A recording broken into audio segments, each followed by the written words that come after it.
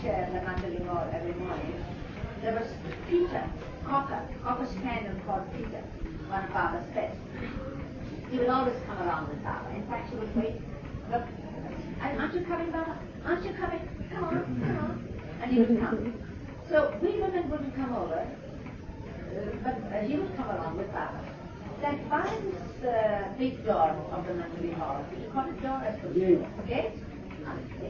Big door. Oh, big door. There would be two little brass bells on the floor by the side of it. The bigger one, if it was rung, meant Baba is summoning go ahead. So Gaurav had to come over. But the little one was rung, it was for money. I was called over. That meant Baba's calling me, drop whatever I was doing, and I'd come. Say it when the bell rang for Gaurav. So one day, and I was putting my mind so much to this letter that had been written, because when the family letters, long before it was time to write them, when I would try and forget, when one family letter was done, I'd try and forget it. Oh, holiday now for 2 months. I won't even think of it, you know. But Baba wouldn't let me forget it. Barely 20 days would go by, or a month would go by, and Baba would say, what? You're not writing the family letter? And I thought, just the Baba is not in the month now. I mean, I only just posted them, you know, 2 days back, you made copies. Ah, yes. 2 days later, haven't you writing the family letter? So anyway, I thought before Baba asks again, I'll put some ideas together. Just as I'm sitting down. Now, one of the things that Peter did, apart from many, I mean, the pet stories would make books of themselves. But one of the things that Peter, the pet, did was snore. He would snore like a human being. Real, good, rich snore.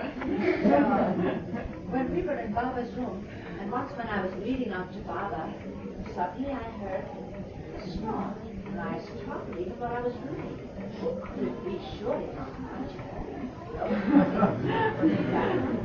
No, we're all looking at Baba or listening to the story. And me, and then Baba does this, and there was Peter under the chair snoring. That was it. So that morning, when Baba called me over, under the bell, when I came, it was to show me this Peter lying by his feet in front of the chair, and Baba's chair, you see, and snoring, sleeping. And whatever Baba had to do with the men was over. If a letter had to begin and something to be shown to Baba, it was over Peter. Baba sort of look at this, I mean, look at him. So I laughed, we all laughed. I said, Baba, shall I take him away? Oh, Baba, that's so much of it. And just this person would say that. So I went. That was something delightful fine. 3 days later, Baba called again. Did that happen? Baba says, see, that's true. It said it's true. So, 2 days later, Baba called me again. Same scene. It's as if the time had stopped on that day when Baba called me over. There was Peter, there was the mother sitting, and Baba saying, look at him. But this time when I looked, he wasn't snoring. He was fast asleep. He was fast asleep and dreaming.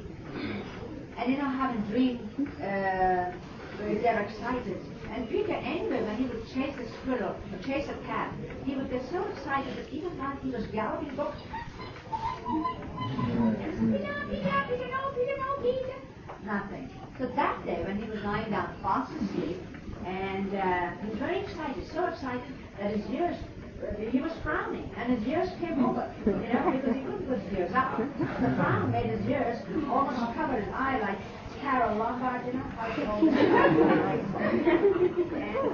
And he was, and his paws were going, I mean, really that excitement in deep sleep, it was worth watching. And Baba's called me over because it's such fun. And then Baba said something which came back later.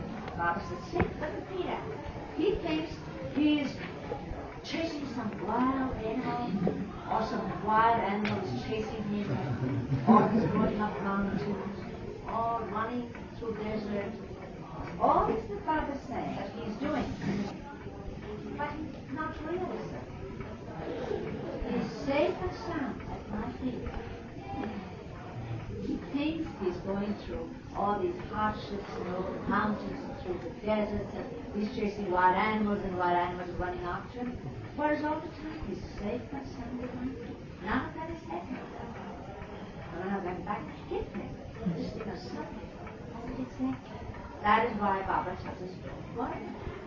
Because there is nothing to worry about. Even while we think we're going through all this, we are safe and sound at His feet. Once we have got hold of Him, we are safe. These are chapters we're going through. When Baba tells us don't worry, He's not giving you advice like a doctor. Please not take these pills 3 times, but don't worry. No, He's telling us because He knows. He's telling us from the very authority of His being who He is. Because He knows. Supposing you know the end of a story. I know the end of a story. And you're reading that book. And some of the chapters in the screen are there. And while you're in that chapter, you go, and I said, Tom, don't worry. It's quite all right. I can't tell you the end of the story, but I tell you it's all right. It's just a chapter.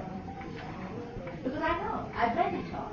So He who knows tells us don't worry. The being who He is, He also knows our human habit of worrying. We can't do without worrying. I don't think we'd be alive if we couldn't worry. Let's worry away and what have we got left? So He gives us a legitimate reason for worry. And he gives it freely. He tells it, He gives it to us. Worry, He says.